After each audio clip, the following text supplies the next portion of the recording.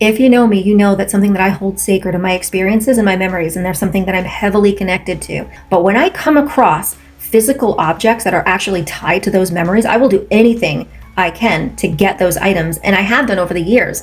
And last week at the thrift store, I came across something from my past. Now, this dress was not specifically mine. It belonged to a friend named Megan, but I want to get into the story behind this dress and why it's tied to my memories. This belonged to a friend named Megan. Megan was punk, and as such, she was loud, she was passionate, and she was very intense. But the thing about her that was loud was not her voice, it was her presence. Megan had a very strong and intense presence, and so Megan had a very intense stare about her, and she never blinked.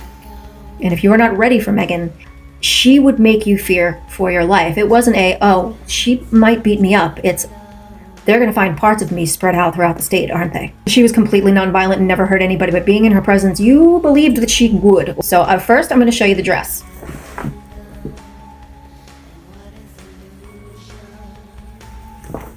So it's a vintage dress from the mid-90s made by Lip Service, and Megan wore this to our friend Elena's Sweet 16. It wasn't just all of the friends that went to the Sweet 16, a lot of the parents were invited too, mine included. My father was a large man, very large man, full of demon tattoos on both arms, long hair, and he played in rock bands his entire life. You would think nothing could quite shock him, right? Before the Sweet 16, my father feared one person and one person only, and that was his own father.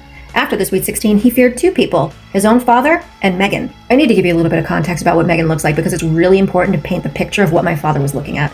So Megan was tall, about, I want to say about 5'8". She's slender, very fair-skinned. She rarely ever wore makeup, and when she did, it wasn't in the way of foundation or lipstick. It was lining her eyes very thickly in black eyeliner, and she didn't have eyebrows. And she was wearing a black spiked collar, but the spikes were at least 2 inches in length. They were big.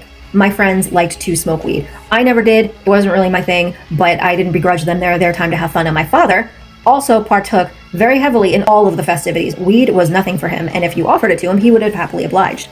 Except it was Megan. So she kind of appeared behind my father and grabbed his hand, lifted and started to pull, and he turned around and he sees her, and she's like, "Come outside, come smoke with us." And my father, I saw the color drain from his face, and he's like, no, I don't want to go. And he ran to my mother for support.